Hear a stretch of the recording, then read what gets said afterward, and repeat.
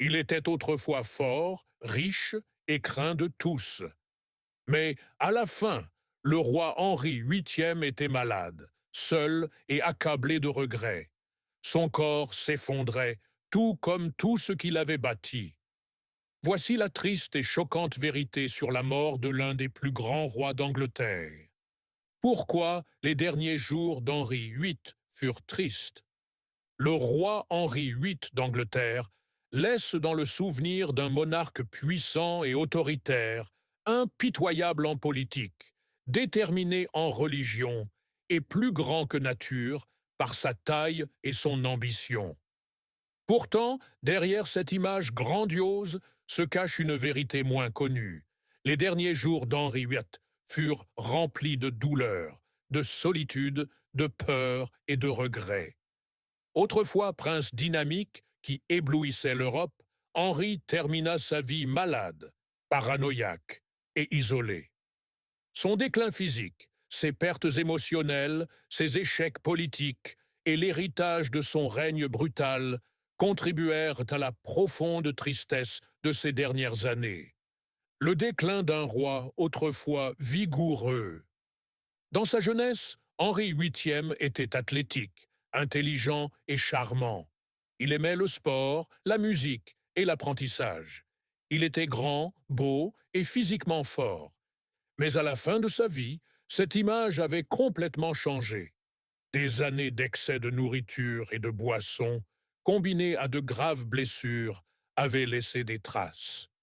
Les problèmes de santé d'Henri débutèrent par un accident de joute en 1536. Il tomba de cheval, perdit connaissance et souffrit d'une grave blessure à la jambe. La blessure ne guérit jamais complètement et le laissa dans une douleur constante jusqu'à la fin de sa vie.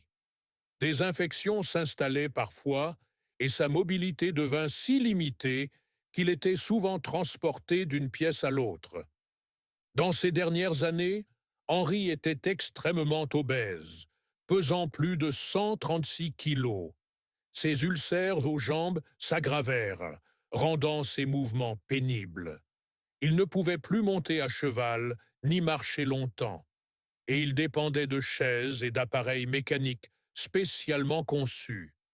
Son corps, autrefois robuste, était devenu faible et brisé. Cette souffrance physique affecta également son mental. Le roi fier et autoritaire était désormais humilié par son état.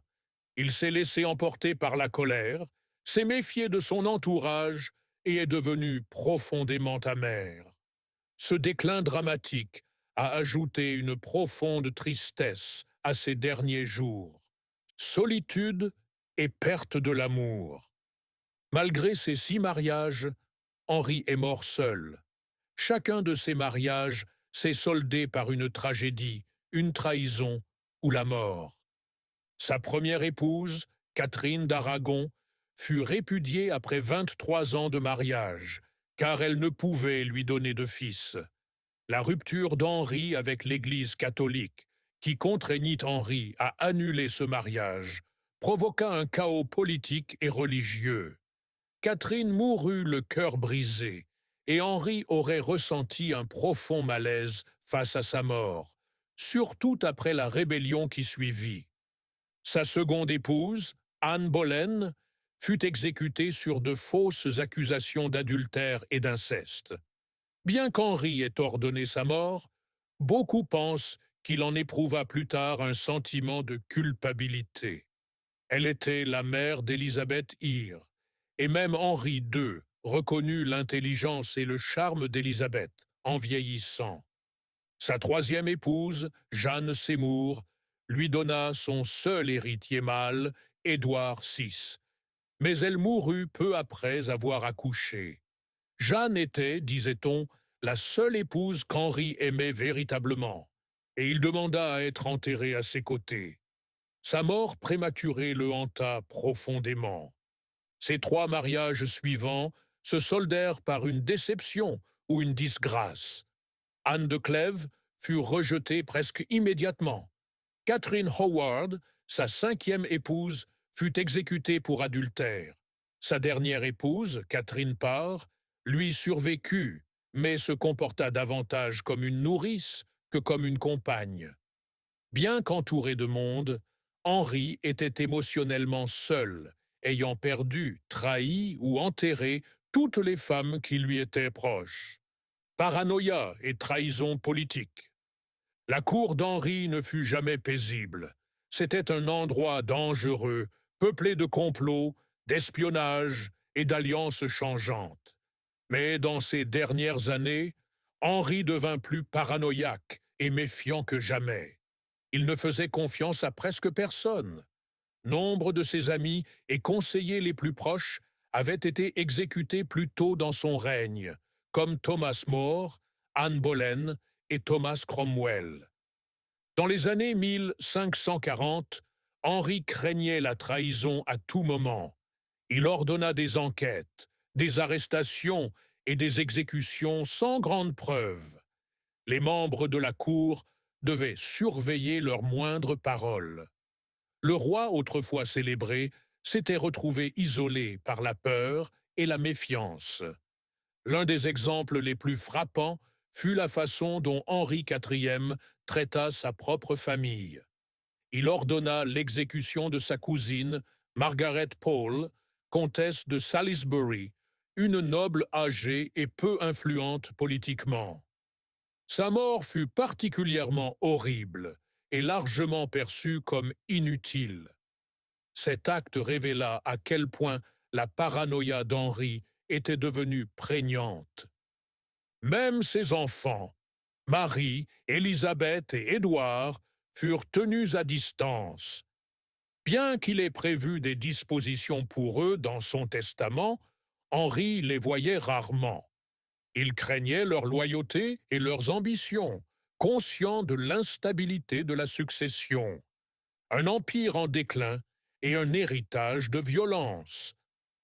Bien qu'Henri ait étendu le pouvoir de la monarchie anglaise et apporté des changements durables grâce à la réforme, nombre de ses politiques ultérieures furent marquées par l'échec et la violence. Ces guerres étrangères furent coûteuses et ne produisirent que peu d'effets.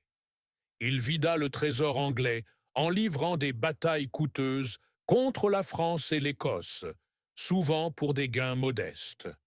Ces guerres endettèrent le pays, et l'opinion publique se lassa des lourdes taxes et de l'inflation causée par les dépenses inconsidérées d'Henri. Sa politique religieuse laissa également l'Angleterre profondément divisée.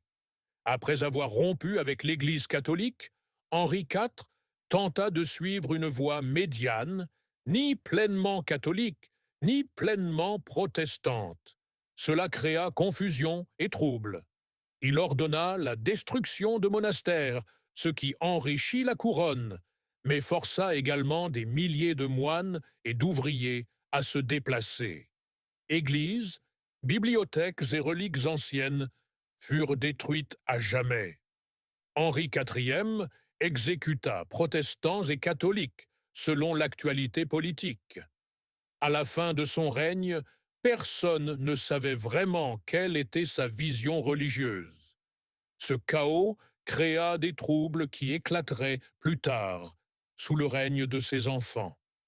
L'héritage d'Henri, bâti sur le pouvoir, le contrôle et les effusions de sang, ne lui apporta guère de paix. Il avait gouverné dans la peur, et dans ses derniers jours, cette peur le raccompagna. Il avait réduit ses ennemis au silence, mais il ne lui restait plus aucun ami fidèle pour apaiser ses derniers instants. Sa mort, ni gloire, ni paix. Henri VIII mourut le 28 janvier 1547, à l'âge de 55 ans. Sa mort ne fut ni grandiose ni paisible. Elle fut lente, douloureuse et indigne. Souffrant d'insuffisance rénale, de diabète et d'infection, Henri était alité et incapable de prendre soin de lui-même.